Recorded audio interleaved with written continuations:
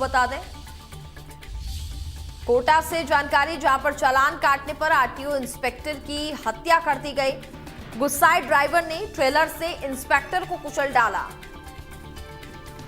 Trailer चालक मौके से फरार हो गया। ये बड़ी जानकारी हम आप तक पहुंचा रहे हैं। कोटा से पूरा मामला सामने आ रहा है। फरार ट्रेलर चालक की तलाश में फिलहाल पुलिस इस वक्त जुटी हुई है। तो बताया जा रहा है कि चालान काटना एक आरटीओ इंस्पेक्टर को कितना भारी पड़ गया। चालान काटने पर यहां पर आरटीओ इंस्पेक्टर की हत्या कर दी जाती है। गुस्साए ड्राइवर ने ट्रेलर से इंस्पेक्टर को कुचल डाला, जिस दौरान आरटीओ इंस्पेक्टर की दर्दनाक मौत हो जाती है। बताया जा रहा था कि चेक पोस्ट पर चेकिंग वहां पर चल रही थी और चेकिंग के दौरान ही जो ट्रेलर था वो इतनी तेज गति से आता है, इतनी तेज रफ्तार से आता है कि यहां पर आरटीओ इंस्पेक्टर को वह कुचलता हुआ निकल जाता है।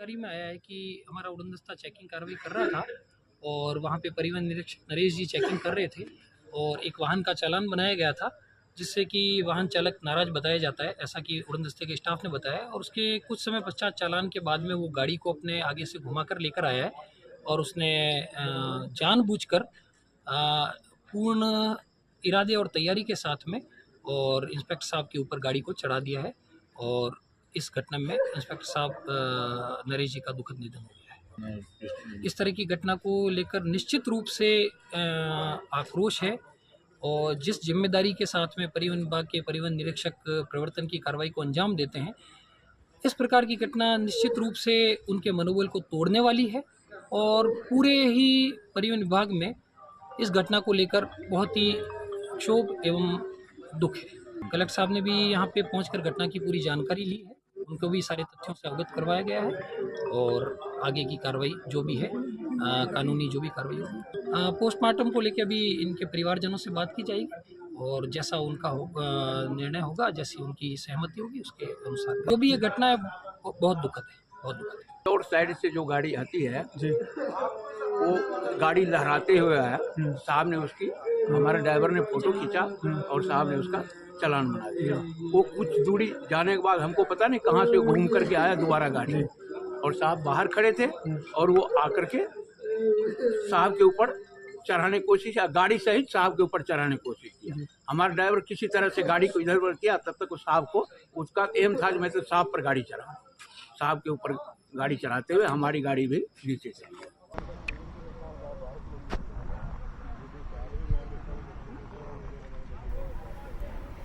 हमारे साथ ज्यादा बातचीत करेंगे संवाददाता युगेंद्र इस वक्त फोन लाइन पर जुड़ चुके हैं। युगेंद्र, पूरा मामला देर शाम ही सामने आया था जब यहां पर बताया जा रहा था कि चेक पोस्ट पर चेकिंग हो रही थी और इतनी तेज रफ्तार से ट्रेलर आ रहा था जहां पर आरटीओ इंस्पेक्टर को ये कुचलता हुआ निकल गया। अभी फिलहाल पूरे मामले पर आगे क्या अपडेट मिल पा रहा है, क्या जानकारी बताई जा रही है?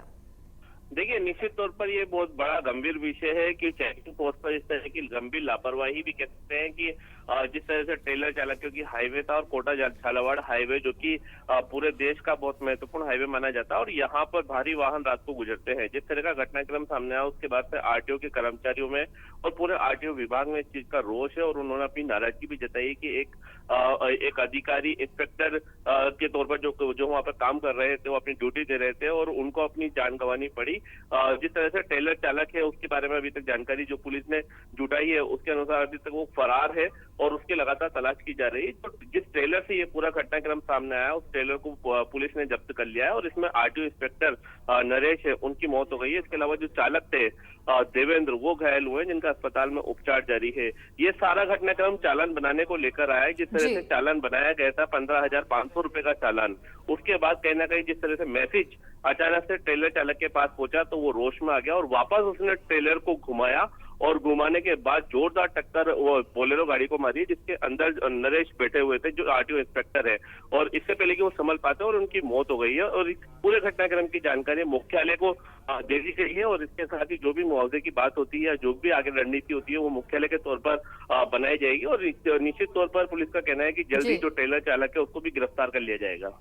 बिल्कुल देखा जाए तो एक गंभीर सवाल यहाँ पर खड़ा होता है, क्या अब एक आरटीओ इंस्पेक्टर अपनी ड्यूटी भी ईमानदारी से नहीं कर सकता है?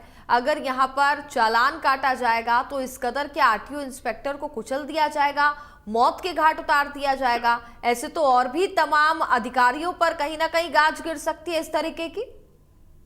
देखिए, निश्चित तौर पर जिस तरह से पहले भी और अभी भी देखने को मिलता है, जिससे बजरी खनन माफिया हैं वो लगातार सतर्क होते हैं और वो जिस तरह से पुलिस या फिर खनन विभाग की टीम उनका पीछा करती है तो वो इसी तरह से अधिकारियों कर्मचारियों को कुचलने का प्रयास करते हैं।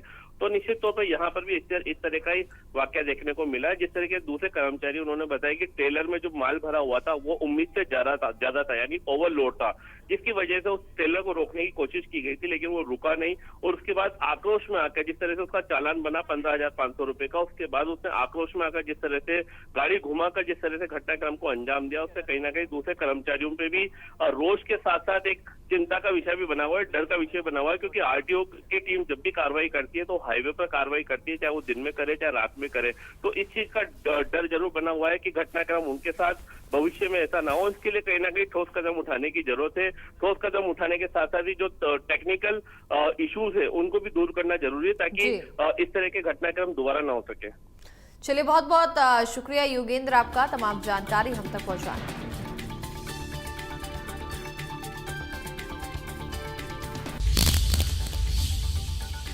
और इसी के साथ फिलहाल वक्त एक छोटे से ब्रेक का, फौरन हाजिर होते हैं।